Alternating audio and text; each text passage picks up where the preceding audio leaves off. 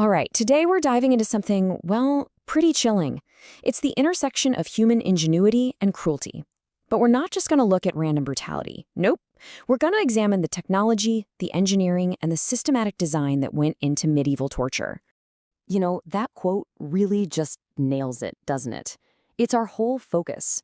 We're moving past just the horror of it all to actually understand how suffering was, well, calculated, how it was calibrated and applied with an almost scientific precision. It's wild. Okay, so here's what we've got on tap. We'll kick things off with the why, the justifications for all this. And then we'll dive deep into the dark mechanics of the how, looking at everything from the rooms themselves to the instruments of pain. All right, let's get into it. Before we even touch the devices, we've got to wrap our heads around the chillingly logical reasons they existed in the first place. See, in the medieval world, this wasn't just some random, chaotic violence. Oh no. This was a state-sanctioned institution. And this is absolutely crucial to get. Torture wasn't some hidden, shameful secret buried in a dungeon. It served very clear, very public, and legally sanctioned purposes. It was a tool of the state, plain and simple. It was used to get confessions, sure, but also to maintain order, enforce religious rules, and meant to make a terrifyingly clear statement to absolutely everyone. So, who was a key driver behind making all of this so formal? Well, look no further than the Inquisition. You see, in their view, saving a heretic's soul was the ultimate goal. And if that meant systematically breaking their body to get a confession, well, the ends justified the means. They literally wrote the book on how to do it.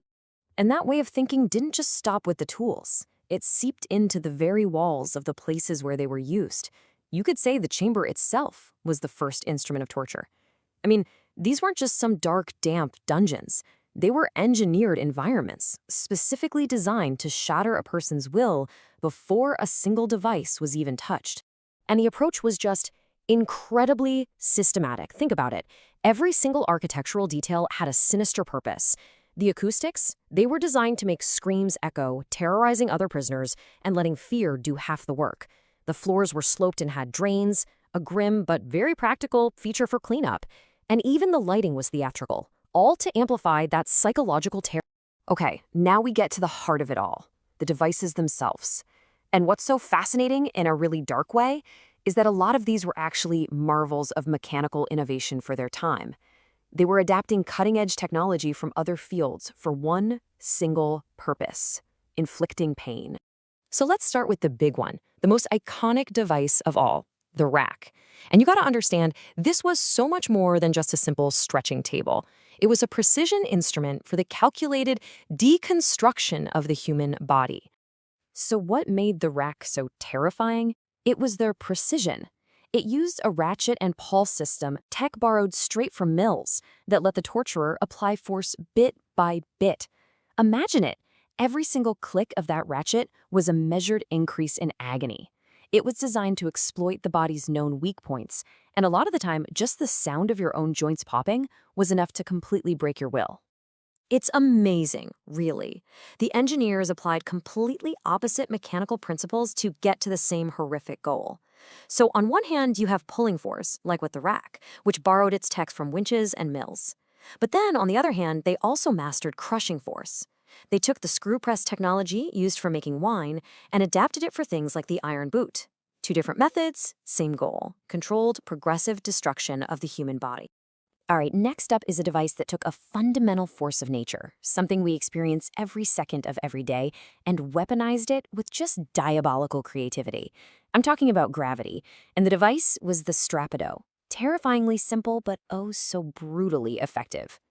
You know, the real innovation here wasn't complexity. It was brutal efficiency and portability. All you needed was a rope and a pulley, and you could generate this immense, dislocating force on a person's shoulders. They even had a special technique called squashation, basically dropping and then catching the victim, which just multiplied that force. And because it was so darn easy to set up, it became a favorite for traveling inquisitors. They could bring that systematic terror with them wherever they went. Now, some of these devices had a dual purpose. Yeah, they were about inflicting maximum pain, for sure, but they were also a form of public theater. And no device did that better or more horrifically than the breaking wheel. When you look at its design, it's so clear that this wasn't just about the pain. It was engineered for maximum value as a public show. The wheel could be turned, to give the crowd a good view from every angle. Then it would be hoisted up, displaying the broken but still living victim for hours, sometimes for days. It was this grotesque monument to the power of the state. So, of course, with all these advanced tools, you needed skilled operators, right? And that simple reality led to the rise of the professional torturer.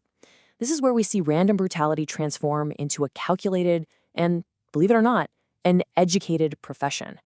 So let's tackle a big one. You've all heard of it, the infamous Iron Maiden. Was it actually real?